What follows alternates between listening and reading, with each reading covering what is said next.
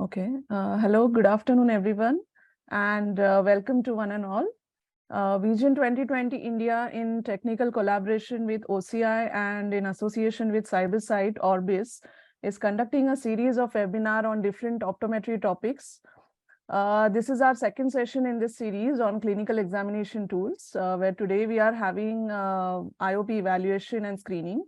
When we talk about IOP and glaucoma, there's only one name comes to our everyone's mind, and I would like to take this pleasure of inviting today's speaker, Dr. Ramesh.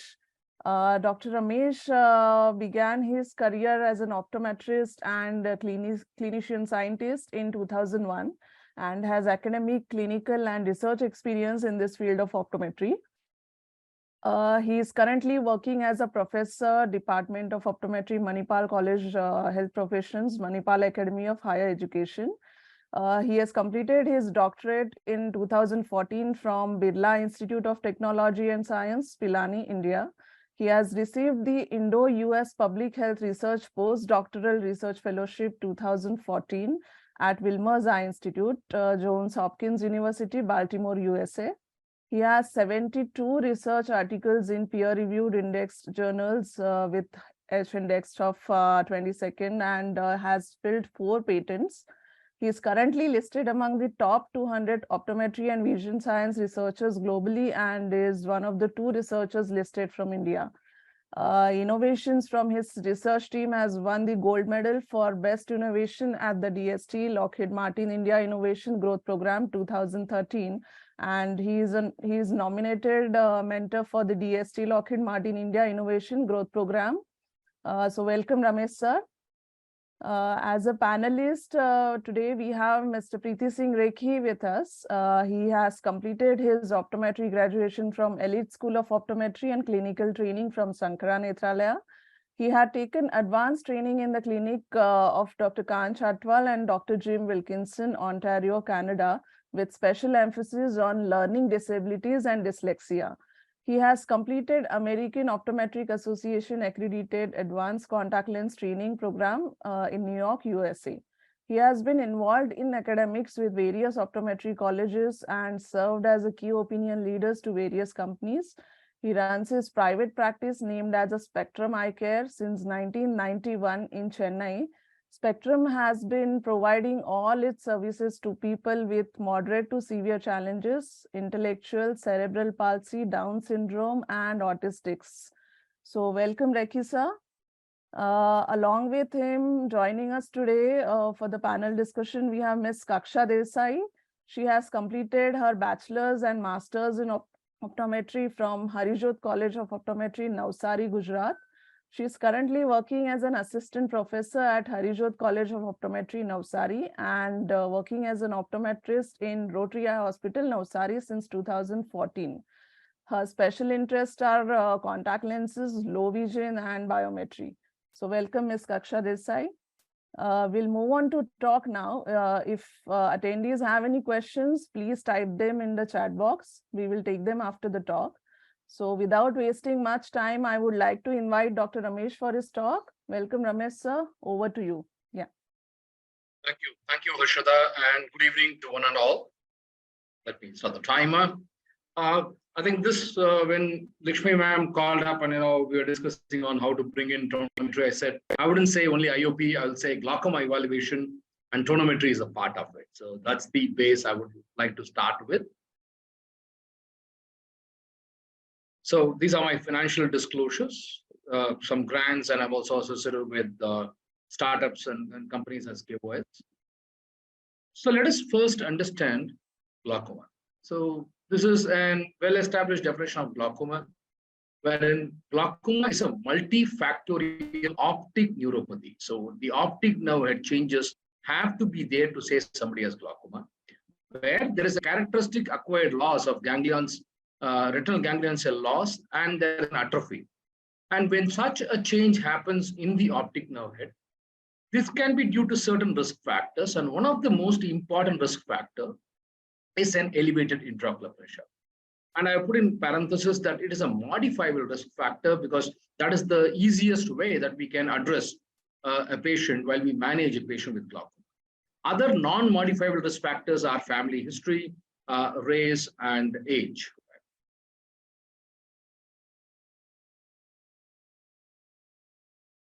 So glaucoma care cannot be done with any compromise except for doing a comprehensive ophthalmic evaluation. This includes a good refraction, and as always, we all want to adapt to logMAR ETDRS charts, very important in even with patients with glaucoma, especially when they have early central defects and things. These are very important. And slit lamp examination is very important. And highlighted few are the Goldmann applanation tonometer, the considered gold standard, or other tonometers, which we will discuss in the subsequent slides of my presentation. Pachymetry, but pachymetry is now being debated whether really thickness matters. We'll also talk about it, but not in much detail because I want to keep it as easy for a young student to a tenured clinician who are the audience today. And I would always emphasize gonioscopy, wherein it is very important because Indian data, both in India and in China, we are seeing the Asian population is at risk of angle closure glaucoma. So we need to do a good gonioscopic evaluation. So that skill is very important.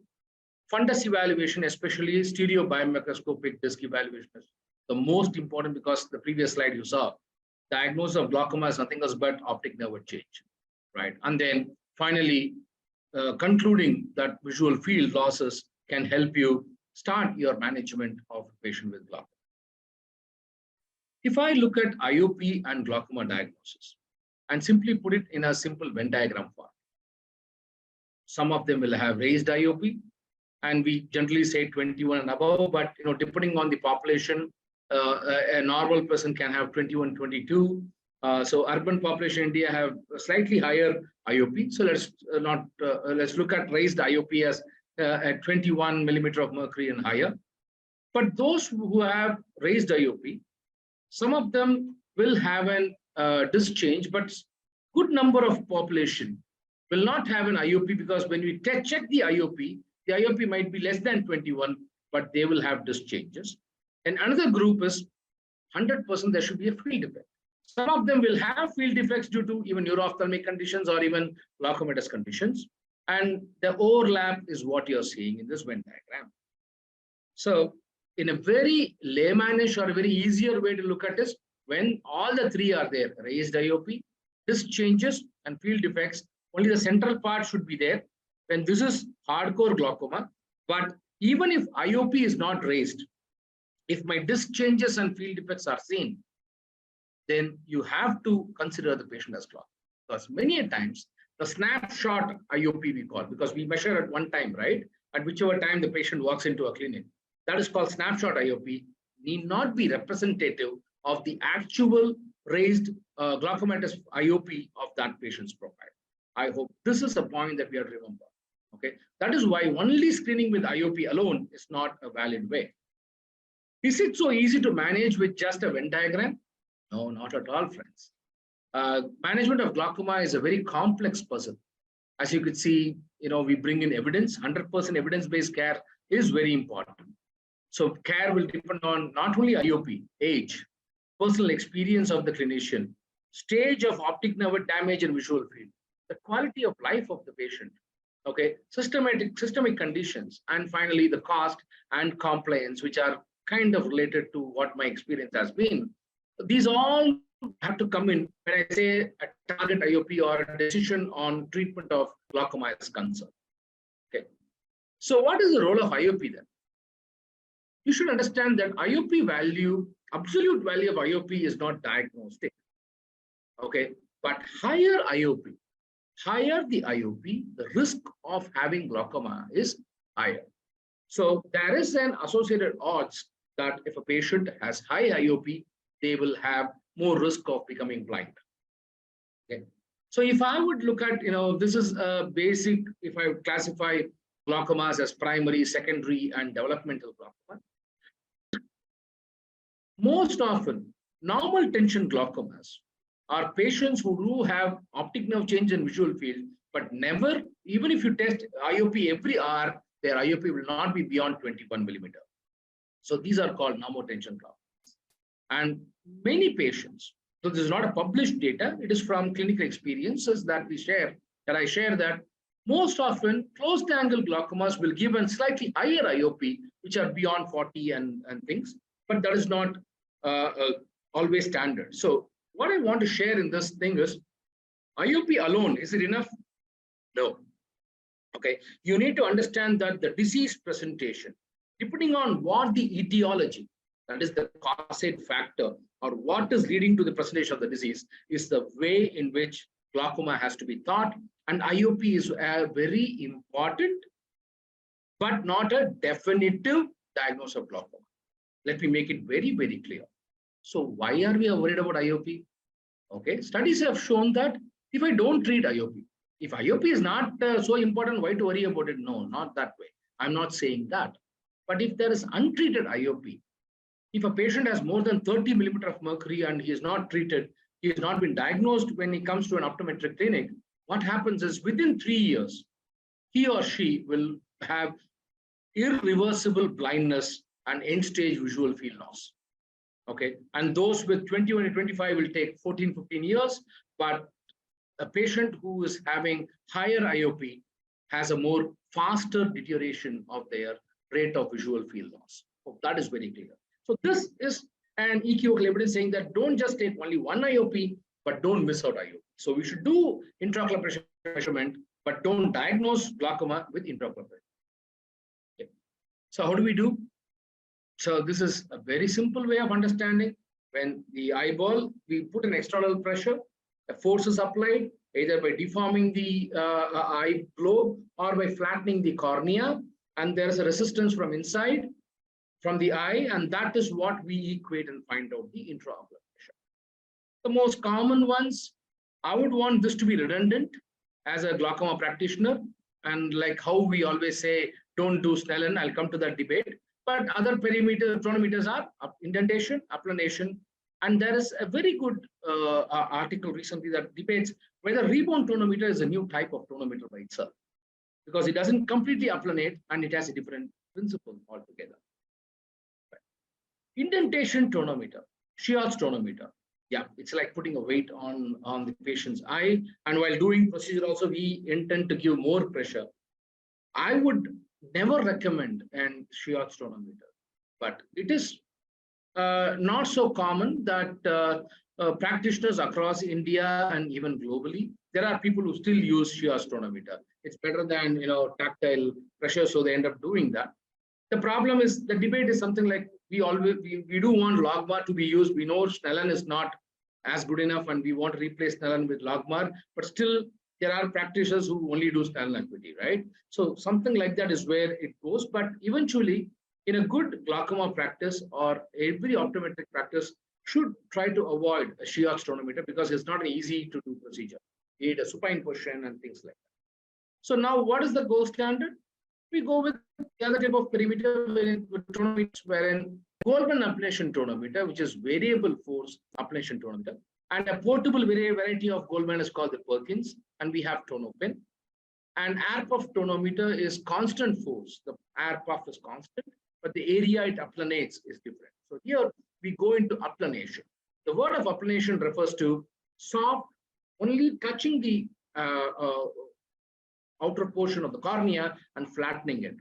And based on the effect or the push that is coming from the eye inside, instead of deforming, we find out the IOP.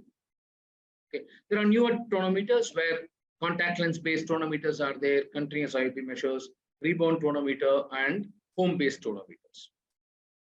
So Goldmann applanation tonometer has been considered gold standard, not just because there is a Goldmann name tag attached to it, but the whole principle is it is more easier to perform in a clinic. It is relatively less invasive, and the reproducibility is very high. And what is also important is it can be easily calibrated. And if there are challenges, the cost of a tonometer is now in India is not so expensive as it used to be. So Goldmann applanation tonometer, since all of us are in contact lenses or in primary eye care practice, a slit lamp is there in a clinic. And with that, and Goldmann applanation tonometer will be a very important tool. I'm not going into the principles behind it to keep it more flow for today's talk, and then probably in subsequent talks we can go into the optics or the whole physics behind how the PET tonometer works. But from a clinical guideline, okay, in Goldman perimeter, the first error that many of us do, which needs to be kept in mind, is never do a white tonometry. I don't know how many of you have heard this term. It's called white tonometer, wherein they don't put fluorescein. They only use their tear prism on a white light. That is not a tonometric procedure. With fluorescence itself, we have clear challenges. The width of these Myers and the portion of the Meyer should be really looked in, should be uniform, and the inner edges should correctly touch. And that is the end point. Finding the end point in tonometer is very important. And you'll always see that when the tonometer is on the center of the cornea and properly done, you will have a pulsative Meyer. Okay, because every time there is pumping of, there's a heartbeat or a production of aqueous, it comes out and hits on the backside of the cornea, and there's a pulsation happening. Okay, that is also a good sign, and you have to, in that variability, you have to ensure that every time the pulse comes back, it touches the inner edges of the Meyer. What is wrong? The Meyer in the top one is not aligned properly. You have to move the tonometer. Move the joystick up in your slit lamp. Here, you have to move it down. So depending on what reflex you see, you need to do it. Similarly, thick and thin Meyers. Highly subjective, right? Okay. How do you say which is a thick Meyer, thin Meyer? It is kind of quite challenging. But there are some softwares who are now trying to say, okay, just take a photograph and that will come and analyze, but not practical in every clinic. So it is visually, we should look at 1 millimeter width is good enough. Beyond that, if there is a diluted pooling, like how we see in a keratoponic RGP fit or things like that, wherein there is a thick line, but then there is a complete fading, and the width of the Meyer is big, then that is also a problem. Okay, thin Meyer is also a bigger issue, wherein you need to again put fluorescein in these patients. Perkins tonometer is very nice, but the same challenges, whatever we explain now, holds good. In slit lamp itself, we can make mistakes, and when I'm holding it, it is further problematic. Okay, studies have shown that if I have inadequate fluorescein, then we have underestimation of IOP. When there is elevation of eyes, when the patient is moving up, there is overestimation. Valsalva, when you are having a tight tie, there is a higher things position where they sit down, you have a problem, right? Astigmatism has an overestimation.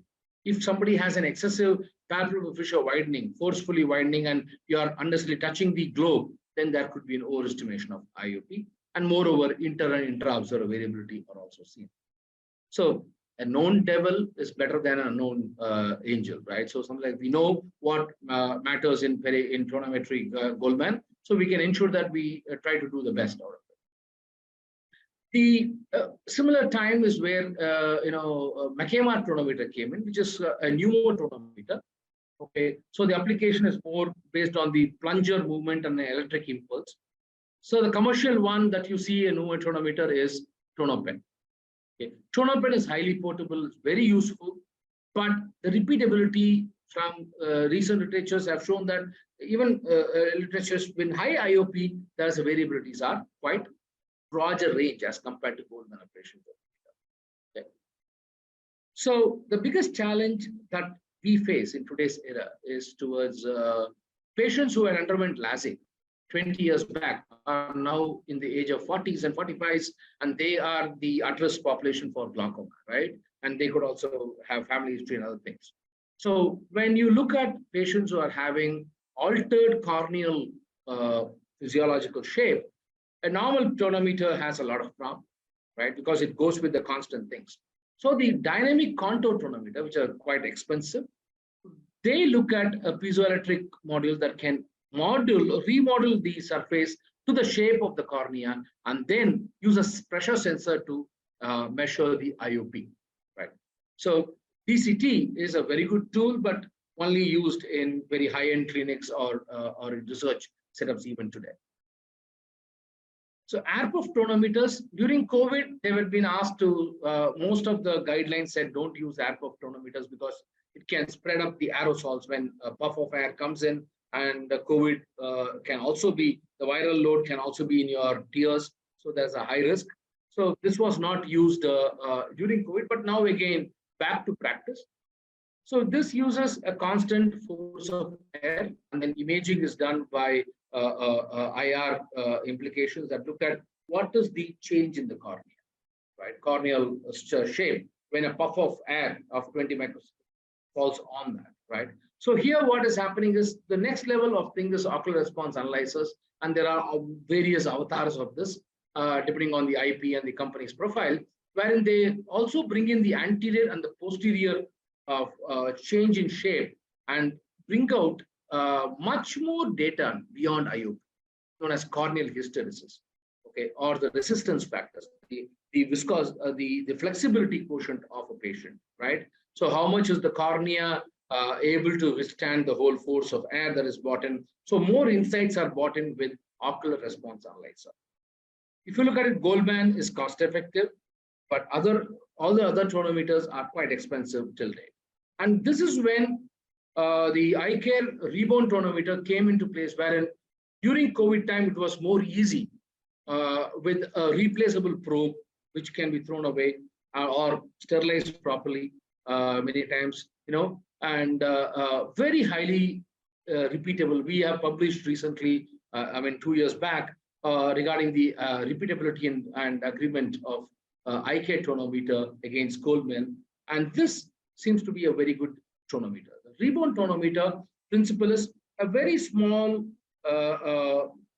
pointed probe, which is pushed away through an electromagnetic impulse onto the cornea. Since the area it catches the eye, it does not stimulate a blink or corneal reflex. Anesthetic drug is not required. So this becomes a very good advantage that even in screening camps, I can use it. Children, I can use it. Bedridden patients, I can use it using home rebound tonometer. And we all know that, many aspects affect tonometry values. I've been saying about aspects of how a patient sits, Valsalva manual, that is holding your breath. Like, if you have a tight necktie, then your eye pressures can go. But what in the physiology of glaucoma, what is more important is this one. Okay, to understand glaucoma, if you have diurnal variation more, then there is a higher risk of patient developing. And to diagnose diurnal variation, the only way is admit them in your clinic or bring them from morning 7 and make them do IOP every 2 hours. And today's time, nobody is wanting to come back for these visits. So this was a pain point addressed. And we also saw that, the individual variability of IOP, the peaks are not, repeat the same daily pattern. And mostly typical IOP could be higher in the morning and then daytime or nighttime. It depends on the patient profile, but we can evaluate. So I can't say that every patient is going to be same, but the pattern, as a patient, if I follow, I always have a similar thing. And my treatment regimen should address this peak of fluctuations to keep that damage from not occurring due to the fluctuating IOP. So what was the solution? Yeah. So iCare Home was a very good tonometer, wherein recently we have published this work, wherein patient can do their own IOP at the comfort of their home with a little bit of training. And we saw that when the patient does it and repeats it, the IOP values as compared to clinician and with Goldmann ablation, there is only about 3 to 4 millimeter of mercury differences, right? So for a patient, instead of making the patient coming all the way for IOP test, I would be able to do diurnal fluctuation data from morning to evening. iCare Home is a very good tool, right? So useful for patients to monitor IOP at home, a good alternative for diurnal IOP measurements, and it is adding a lot of value in clinical management in glaucoma. And both iCare Home and iCare tonometers are relatively affordable from a cost point of view, as compared to dynamic contour and other tonometers, which cannot be portable and can't be taken. The values that these tonometers bring in are quite good in clinic. From research point of view, but also in other aspect is sensimetric approach. With contact lens based diagnostics, people are looking to build a contact lens based glucometers. Even a team from Google is working on it. They might commercially launch it, which is not clear yet. But Triggerfish is a startup that looked at a contact lens based strain gauge sensor. Okay, these are called MEMS strain gauge sensors, which are embedded in the in-between layers of a contact lens, which are placed, and the movement of these strain gauge, depending on how the IOP is varying, is documented to find a continuous IOP measurement. And these are very expensive. Sensimed, the tonometer, triggerfish, about, it's been 4 years, I know the value is around 4 years back. I asked, it was around 80,000 for one contact lens, and the whole kit was nearing a lakh. So except for research, I have not seen an application in clinical practice with Sensimed triggerfish.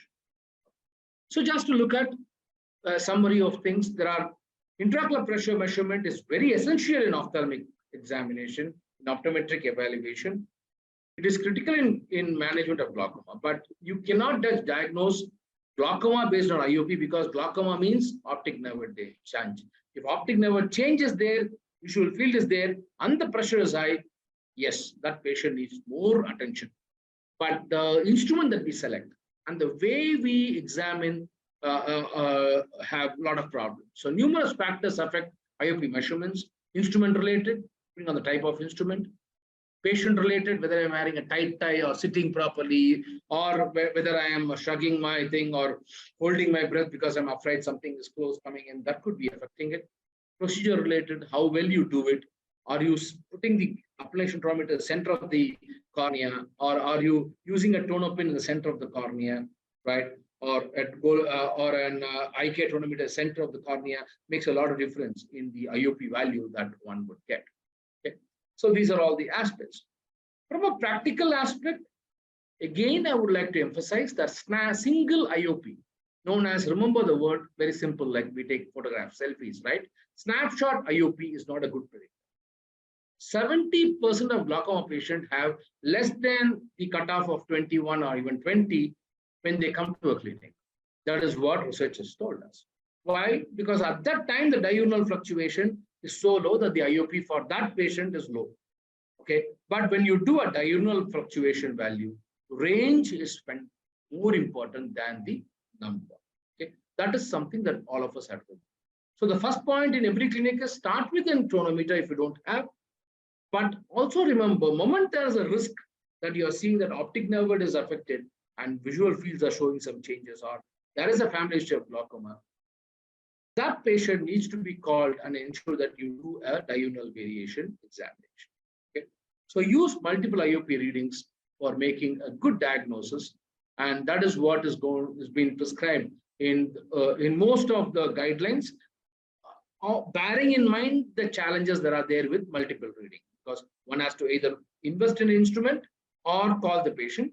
But they say preferable that if you have a diurnal fluctuations for selective patients at least. Okay. And target IOP, what does it mean? Is that what am I going to achieve through a collaborative or a cross-consultative or teleconsultation with my ophthalmology glaucoma specialist, is to reduce that presenting IOP or the fluctuating IOP range and keep the disease controlled. Remember the kind of collage I showed you, that the disease is not one single disease, one single decision, but a jigsaw puzzle, right? So using that concept, we have to look at, okay, have a consultation with your ophthalmology colleague. You need not send them only. I'm saying, when I say co-management, I say telehealthcare is a very good tool with all good data. If you have an fundus imaging, if you have OCT or a perimetry, and you have a good IOP and a slit lamp imaging system, if you can hire that during your clinical care and send this data to your glaucoma specialist and start treatment, that is a legitimate way of co-management. Okay. So summary is, IOP measurement is important in the management of glaucoma because that is the easiest modifiable risk factor. So when a drop is put, whether the IOP is coming down or not, easily communicable, and the patient is not confused. Because tomorrow you will have a session on OCT where to explain to a patient, you're only going to show the color images in OCT. But for us, the color is nothing. We are going to look at what are the micron level changes, right? So IOP becomes an easier way of saying that, yeah, you had 23, which was a high IOP. After treatment, it is good. It's come down to 17. And because you have to be compliant, then we can save your vision, right? So that is where it is. And then Goldmann applanation tonometer is the gold standard as per Cochrane reviews and things. And then useful tonometers are rebound and non-contact tonometers. Okay. Couple of my colleagues here who are the panelists will be presenting more detailed cases, but I just want to trigger a couple of thoughts wherein from my patient profiles wherein says, okay, in this patient you are able to appreciate that this is a inferior notch that is present, and there is a corresponding visual field defect. When we looked at the IOP, this was a first-time patient. The GAT for this, the applanation tonometer was 26 millimeter mercury at around 12 noon. Sorry that I didn't write the time. Time has to be also said because that's what we need diurnal variation is. Okay, so next time the patient comes, you can call them on a different time to find out, okay, evening you come at 4 o'clock. Then you will call the patient at 8 o'clock. So you have follow-up visits, you can do a diurnal, quasi-diurnal. Okay, but we also did a diurnal because this was part of a study. And this patient had 7 millimeter mercury, sorry for the typo error.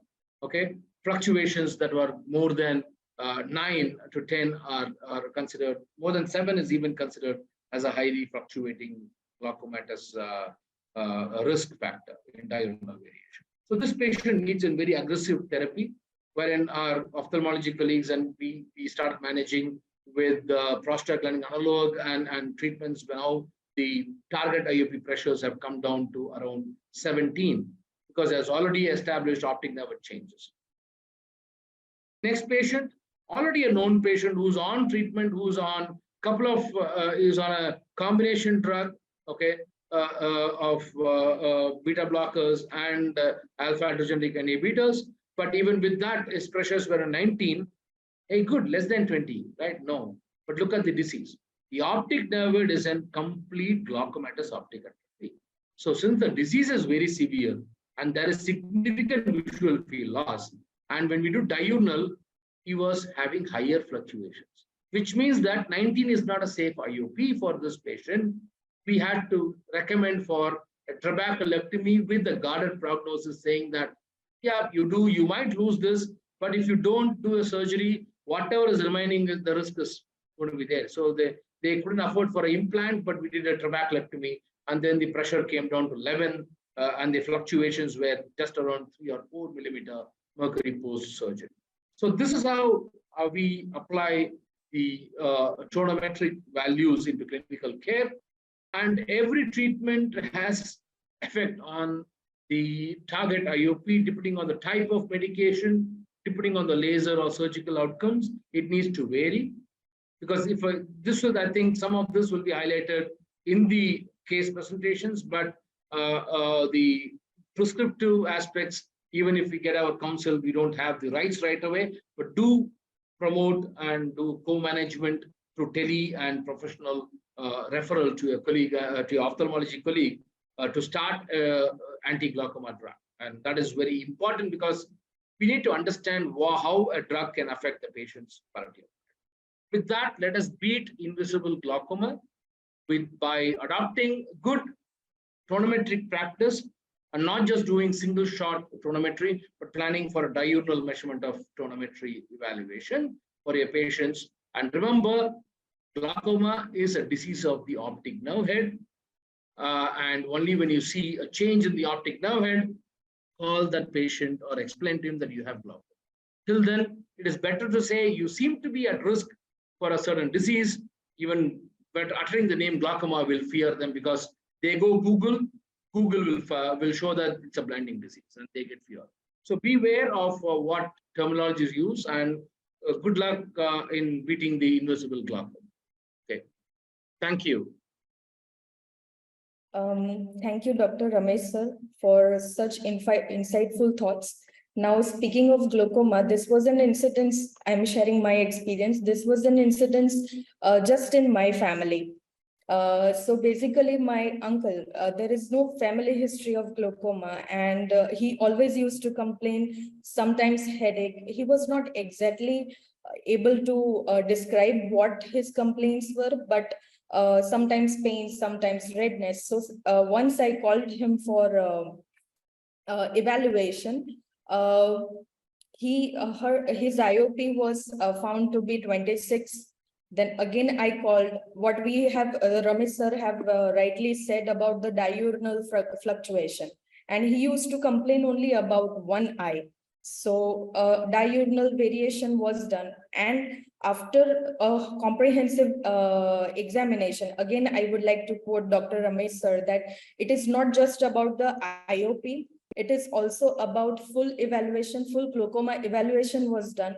And recently he has been diagnosed with the right eye, that is uniocular glaucoma. You know, sometimes the patient might not be able to tell you what exactly they are feeling. There might be no family history, but a comprehensive IOP plus a comprehensive examination of the fundus will definitely help you to diagnose the glaucoma. Secondly, other example I would like to give in is my practice, where I practice IOP measurement.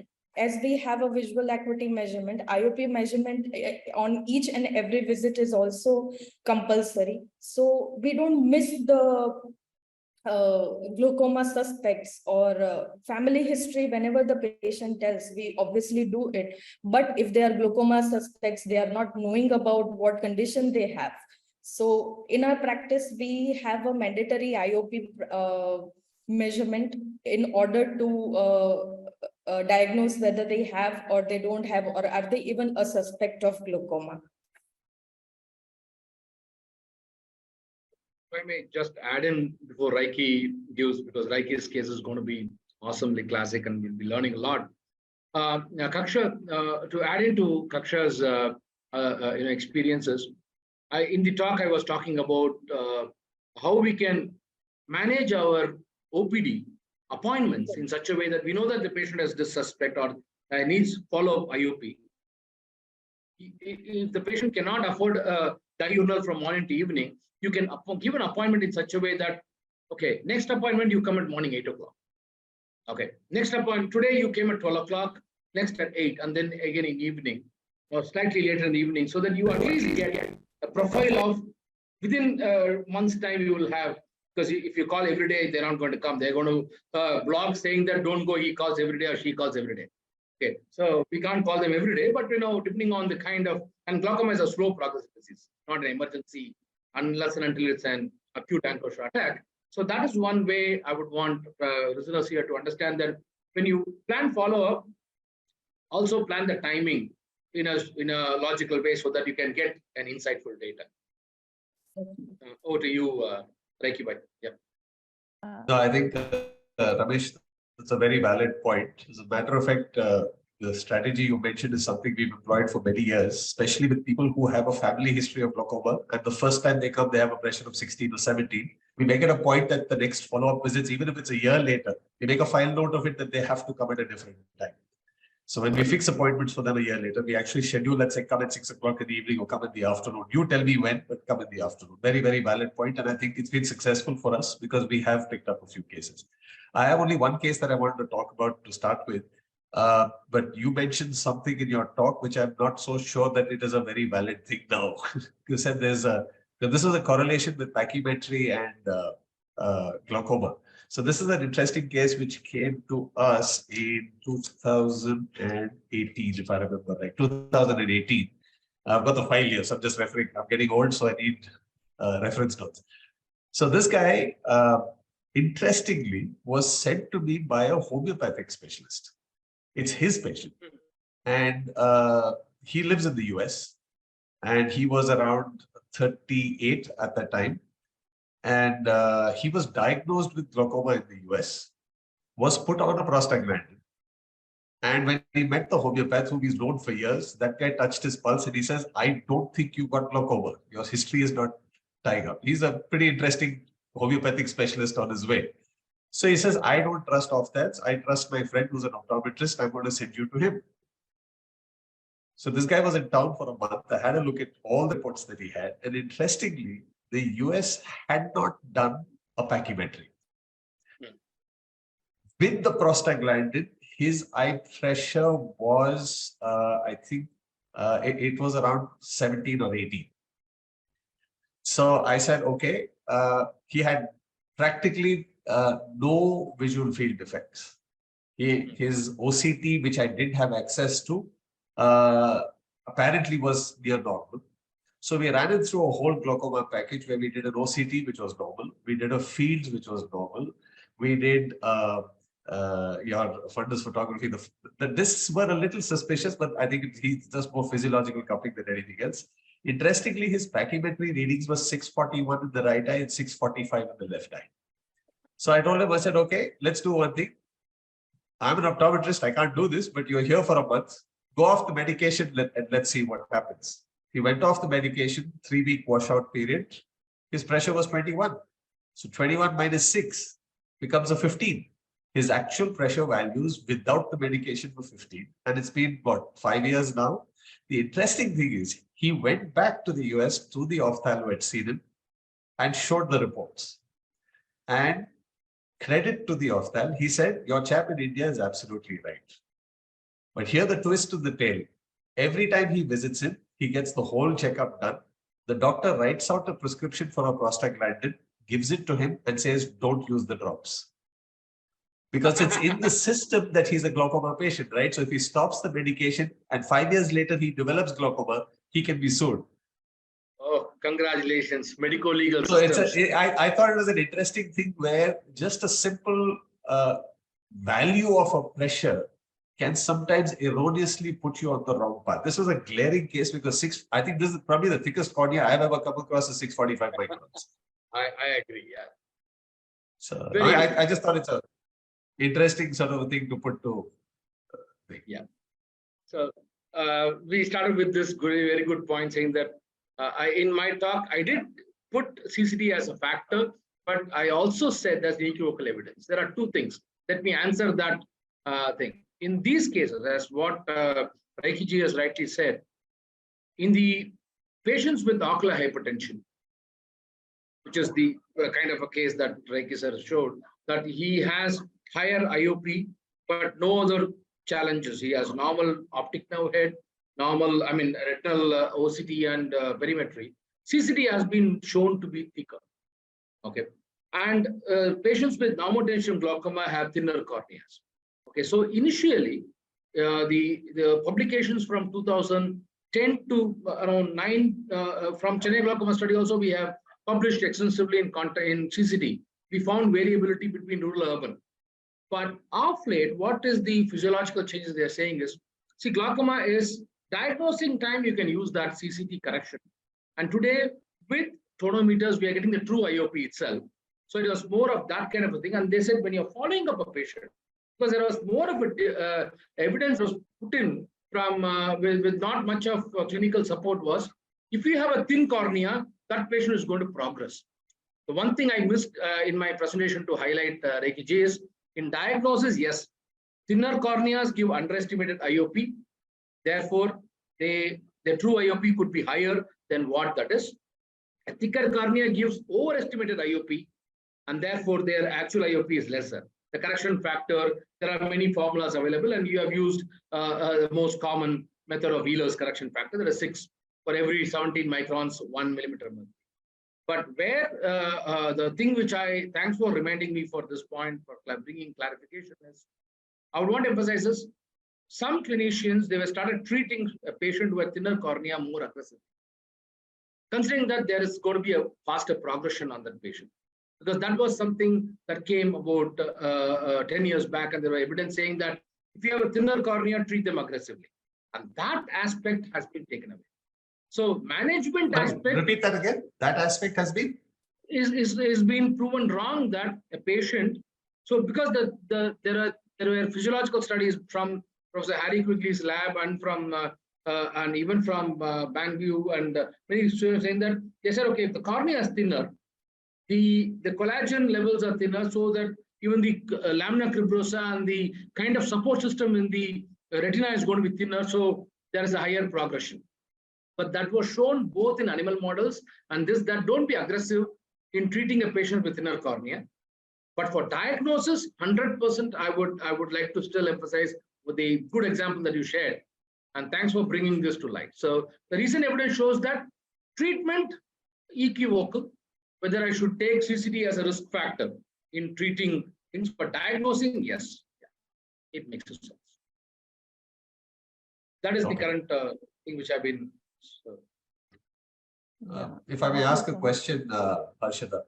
So Yes. one of the papers I remember reading maybe about less than 6 months ago or something was a correlation between thin corneas. It's exactly the point that you were making, and something to do with. So there were, I think, 2 points in it.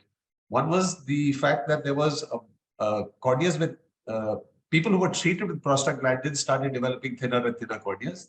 And the second point was, I think, that people with thinner corneas tended to have some microvascular changes in the eye, which made them more prone to glaucoma. So I think that's probably where the theory of more aggressive in your approach to treatment, in the sense if it's a borderline change on a 70-year-old, you would probably wait for treatment unless you're 300% sure you wouldn't treat. But if the cornea is thinner, maybe your approach would alter a little bit towards it. Is that reasonable? Yes, exactly. You know, that was one of the very good evidences that showed that aggressive prostaglandin analog treatment, which had also shown the cellular level changes in patients, and when they were looking at post-cadaver thing, also another study that looked at what happened to the tissue level things.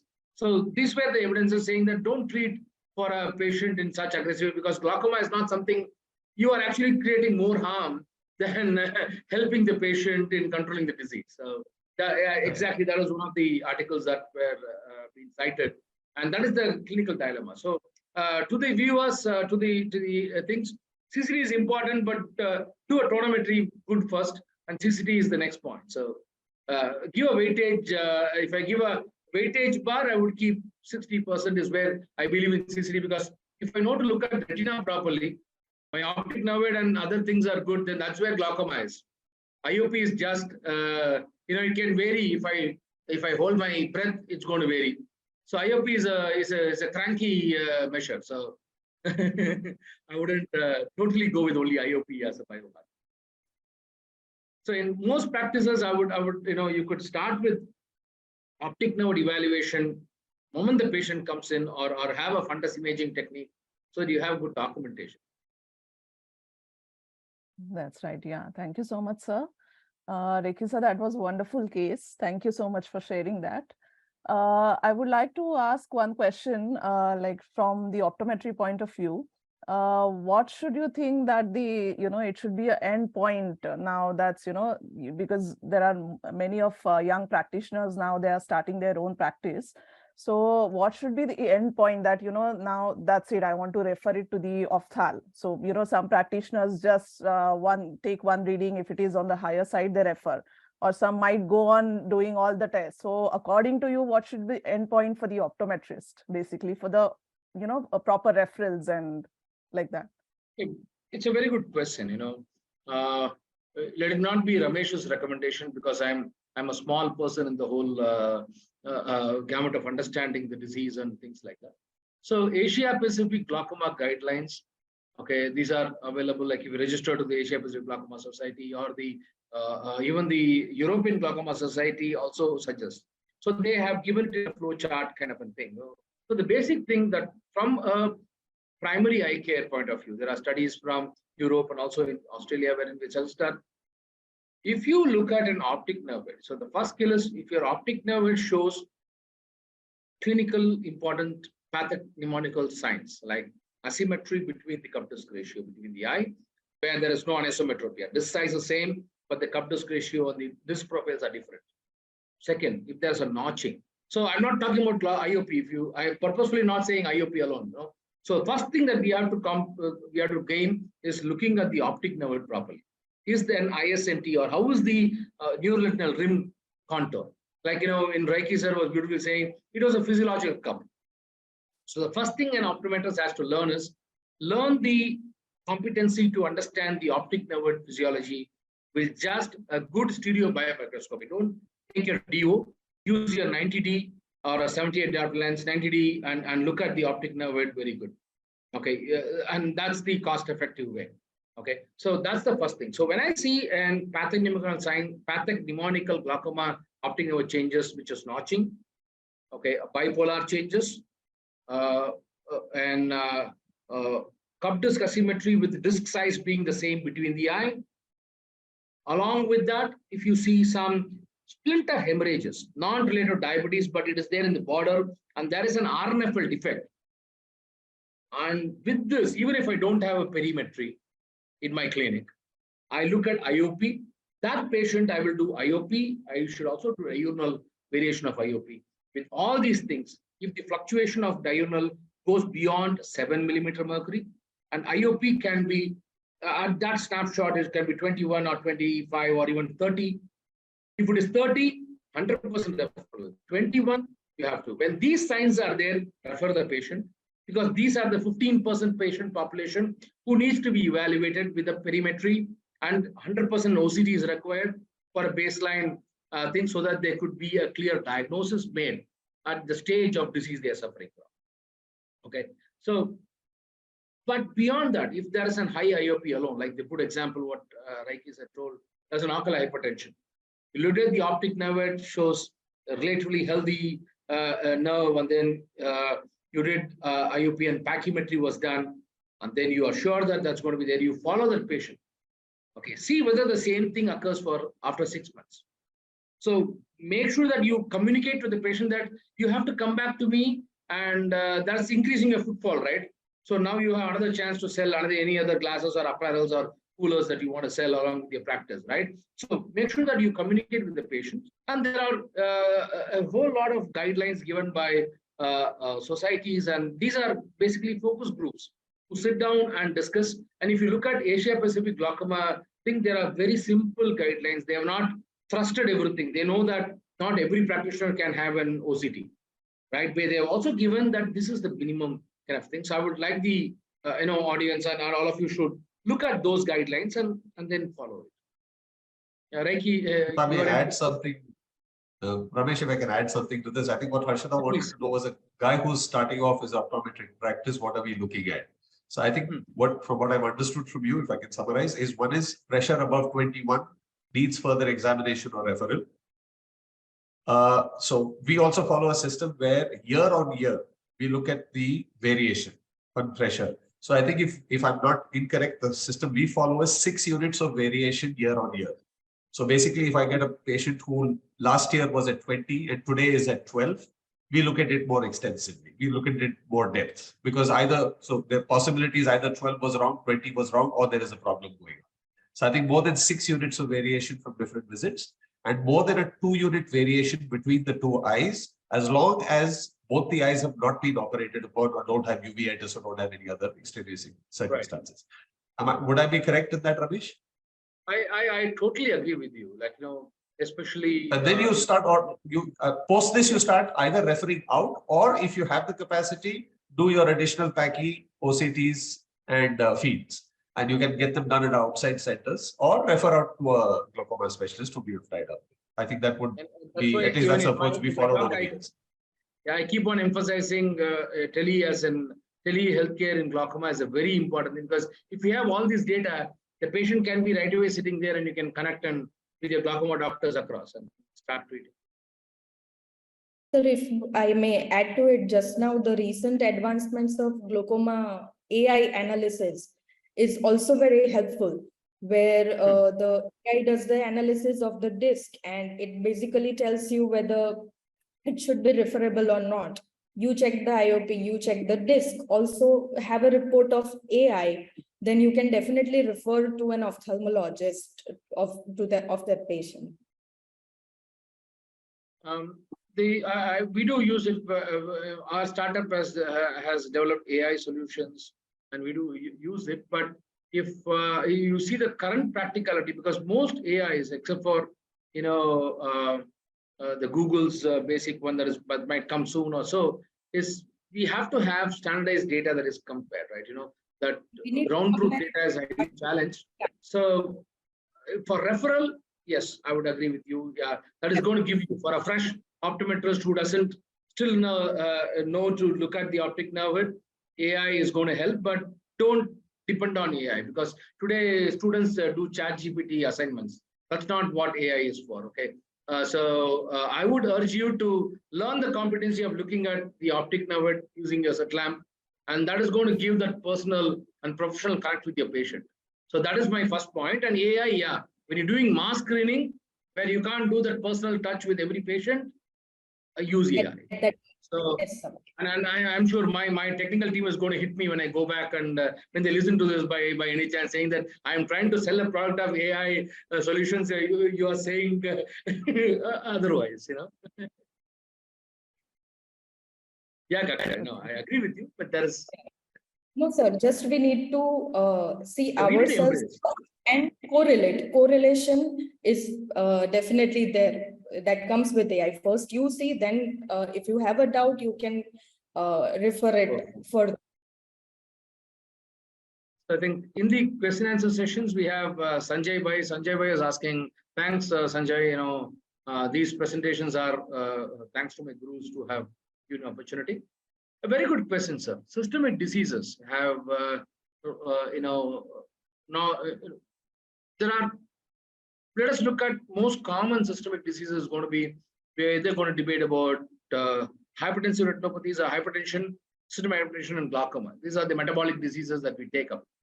So literature currently looks at, you know, when I have a high blood pressure, that need not be associated with an glaucomatous change, both in the optic nerve weight and also the IOP fluctuations.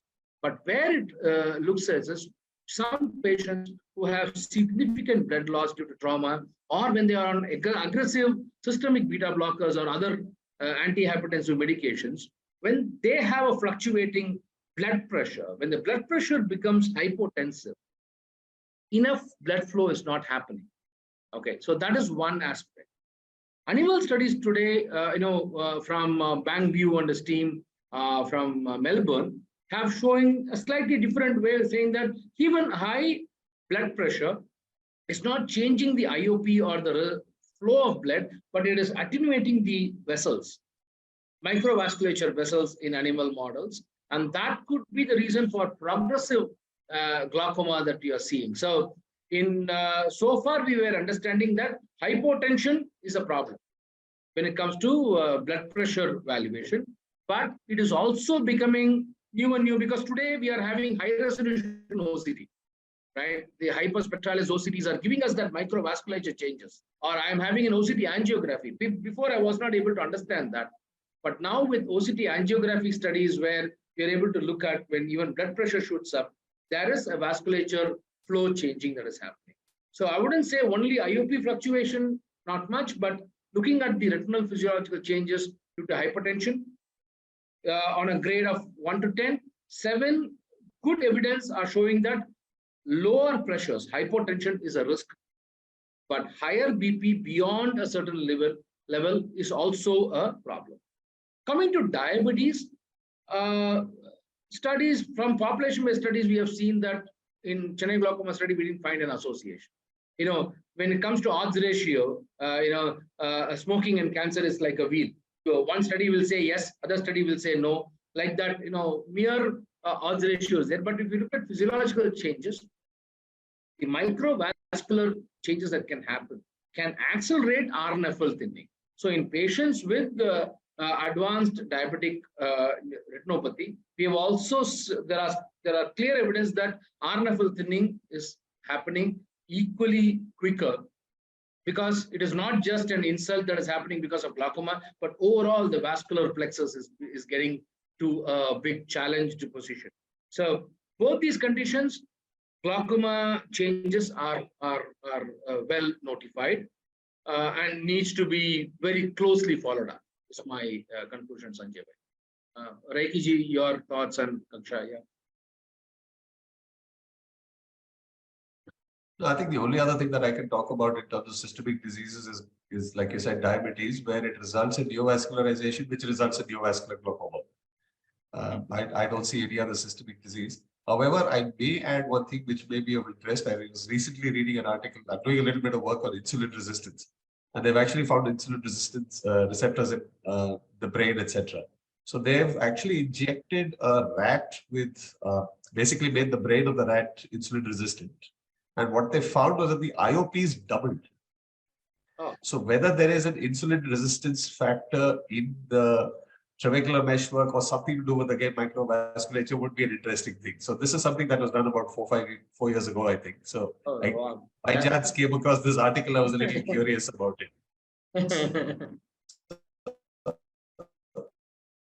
If there is at all a metabolic system right now, worldwide pandemic problem, I think the statistics are what 45% of the US population, 25% of the world is now basically becoming metabolically unhealthy. I would assume if there is a relationship with insulin resistance, it would be interesting. But I actually suits this topic because you're talking about insulin resistance and IOP. So I'd be a little keen to know about that. I wonder if there are any more questions coming in. Yes, we have one more question. Do you think the diurnal IOP should be checked by the same person in any kind of eye care center? Yes. It's a very, very good question, sir or madam, whoever that anonymous attendee is. So we will, inter-observer variability has been a bigger challenge in tonometry. Okay. In one of the studies where we published in SN during my time at Shankar Nethralaya, we compared Goldmann ablation tonometer from a reputed Hackstreak or Zeiss model with a competitor that is going to give it at 1/3 of the cost. There was almost a 2 millimeter mercury difference between the two. And calibration was a bigger problem. What was happening is the company says 0.5 millimeter mercury change. We can never maintain that 0.5 millimeter mercury things, but normal calibration at 0, 2 millimeter of mercury, and at 6, when we checked across the OPD rooms of the Shankar Nethralaya Hospital, Dr. Nikhil Chaudhary was we had a paper where he saw that almost 70% had not been calibrated. So the other aspects, yes, you need to have the same person measured, well, most preferably, but practically that is, if you are in a single practice, you can do that, but if you are in a group practice, you cannot adapt to that. But you should ensure that your instrument is more calibrated and the person who are doing that diurnal has equal amount of experience in doing a good tonometry evaluation. So yes, but practically is it feasible? Okay, thank you, sir. There's one last question. As an optometrist, if we cannot notice these subtle changes in the optic nerve head in early glaucoma stages, so do you think the baseline visual field can help for future follow-ups in all risk groups? Very good question. The main challenge with another subjective test. Okay, with our subjectivity, we're not able to detect an optic nerve changes, and perimetry is again a more subjective test. That's why it's called psychophysics. So a psychic like me is doing a physical test. Okay, so I would more say if you are having doubts, look out for an OCT. Okay, so that OCT gives you a little more objective, quantifiable measure, so that you can do the optic nerve OCT and look for whether that normative data in the OCT is giving you that borderline changes. And in case you are finding OCT is defective, then promote the patient for a visual field and follow up. I know the main thing is the beauty of glaucoma is it is not going to make the patient blind in 1 year. 100% if you are having 30 millimeter mercury, you will not be acting cool, right? You're more worried about when the IOP is less and the optic nerve is not, you're not able to look at subtle changes. I would recommend OCT more before perimetry for these patients. I thank you all, Ramesh sir, Rekhi sir, and Kaksha ma'am for giving your valuable time. It was a wonderful session. And I would also like to thank Bhavya and Lakshmi ma'am for all their back support. Thank you so much, sir. Thank you. Thank you. It was very, very enlightening to hear from Rekhi and Kaksha. Thank you all. No, Thank you so Thank much, you all. sir. It was a lovely session. Thank you, everybody. Thanks, Ramesh. Thank Good. you, sir. Great talk. Thank you. Thank you.